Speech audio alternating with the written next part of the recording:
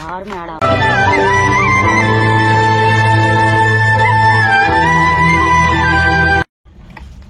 வெங்காயம் எல்லாம் அறியிறோம்.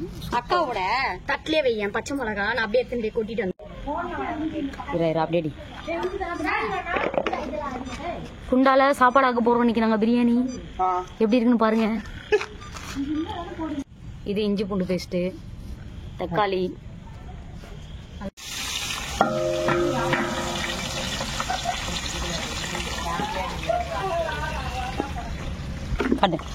பவர் வேற கம்மி இருக்கு. பச்சை மிளகாலாம் போட்டாச்சு.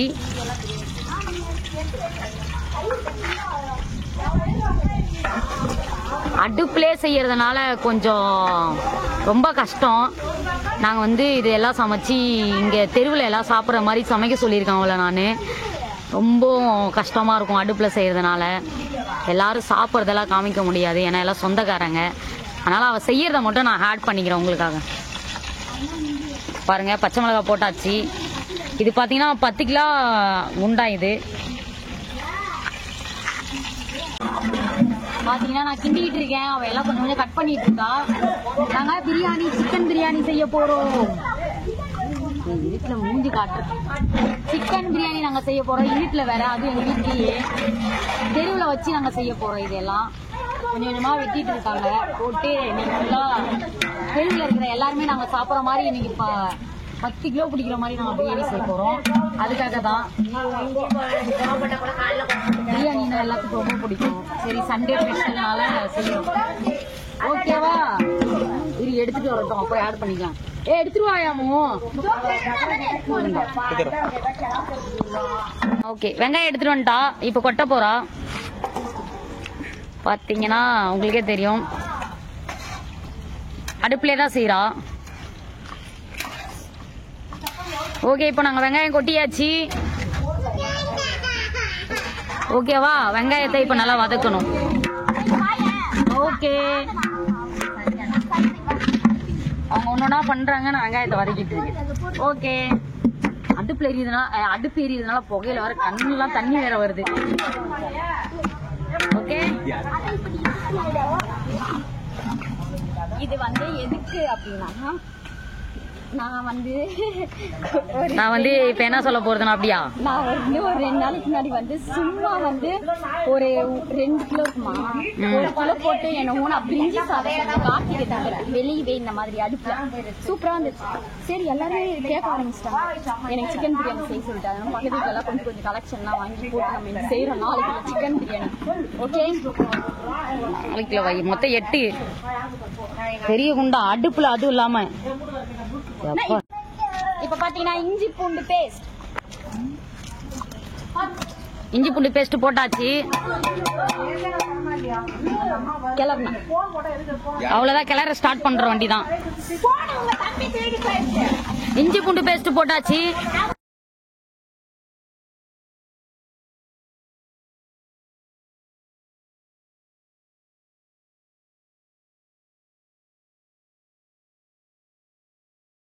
லாஸ்ட் என்ன போட்டுக்கலாம். 2 கைப்பிடி போதுல போடுங்க.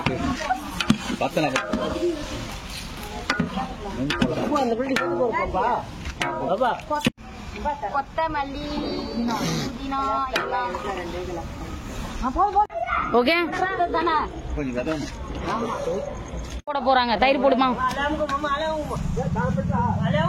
ஆவி வருது அடுப்புல, வேற புகை வேற, என்னால தாங்க முடியல. அடுத்து பாத்தீங்கன்னா மிளகாத்தூள் ஆட் பண்றோம் நாங்க பிரியாணிக்கு. Okay, super.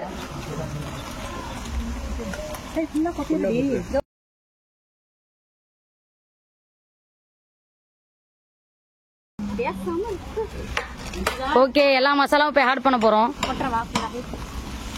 ஒட்டடி நீ, அவங்க பேசலாம் கூட நீ பேசு. பிரியாணி மசாலா. அடுத்து பிரியாணி மசாலா. கண்ணுதான் ரொம்ப எரியுது.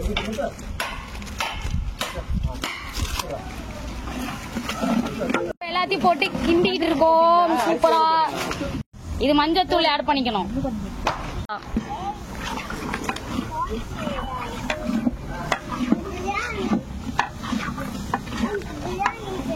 ஓகே, கிண்டிக்கிட்டு இருக்காங்க.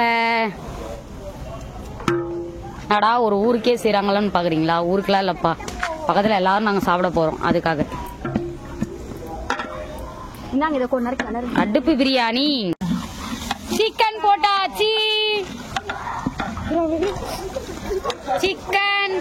சிக்கன் போட்டு நல்லா கிளறணும் பிரியாணிக்கு, அப்பதான் நல்லா இருக்கும். ஓகேவா? பெரிய லெக் பீஸா இருக்கு, பாத்துக்கோங்க, நீங்களே பாப்பீங்க. சூப்பரா இருக்கு. அது எனக்கு மெயினா லெக் பீஸ்னா ரொம்ப பிடிக்கும். ஓகே, போட்டு நல்லா கிளறி விட்டுக்கணும். எவ்வளவு இருக்கும்னு நினைக்கிறீங்க? சிக்கன் 3 கிலோ, அரிசி 4 கிலோ. ஆமா, எப்பயுமே கிண்டு முன்னலா.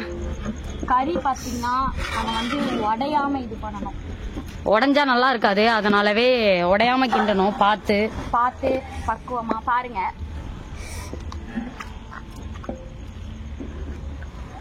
அடுப்புல செய்யும் போது இன்னும் கஷ்டமா இருக்கும், புகை ஒரு பக்கம். இப்போ தண்ணி ஆட் பண்ணிக்கிட்டு இருக்கா.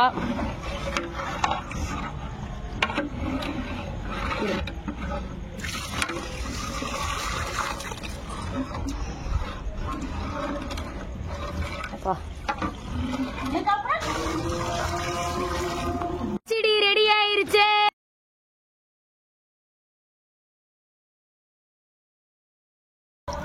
இப்போ நம்ம அரிசி ஆட் பண்ணிக்கணும். ஓகேவா? ஒரு கொதி வந்த பிறகு, ஒரு கொதி வந்ததுக்கு அப்புறம் தான் அரிசி போடுவாங்க போல.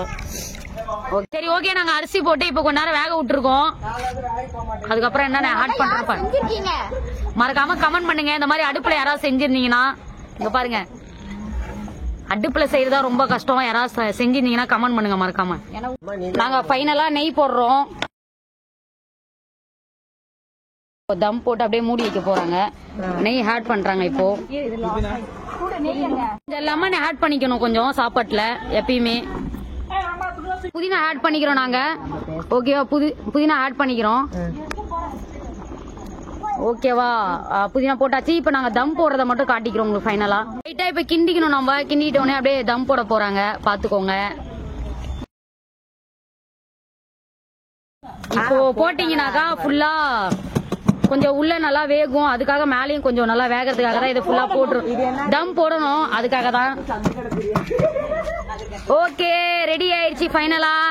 இது ஃபுல்லா வெந்த உடனே இதெல்லாம் அமுச்சிடணும். சரிங்க.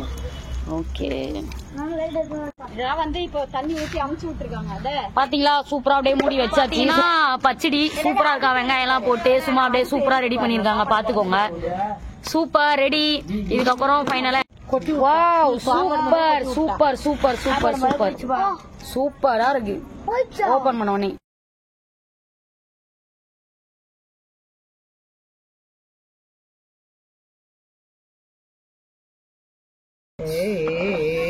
இதுதாங்க சந்துக்கடை பிரியாணி.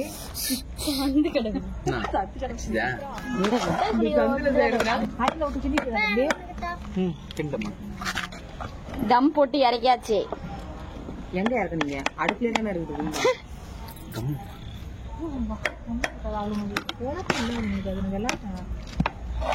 ஓகே, சூப்பரா இருக்கு. மேல இது போடுங்க, அந்த தலையை தூவி விடுங்க, அப்பதான் இன்னும் நல்லா இருக்கும். போதுமா? இங்க காமெடி பிள்ளைங்களுக்கு கறி வைக்கலாம். பாத்தீங்கன்னா எல்லாத்துக்கும் நாங்க சாப்பாடு வச்சுட்டோம். சூப்பரா இருக்கு.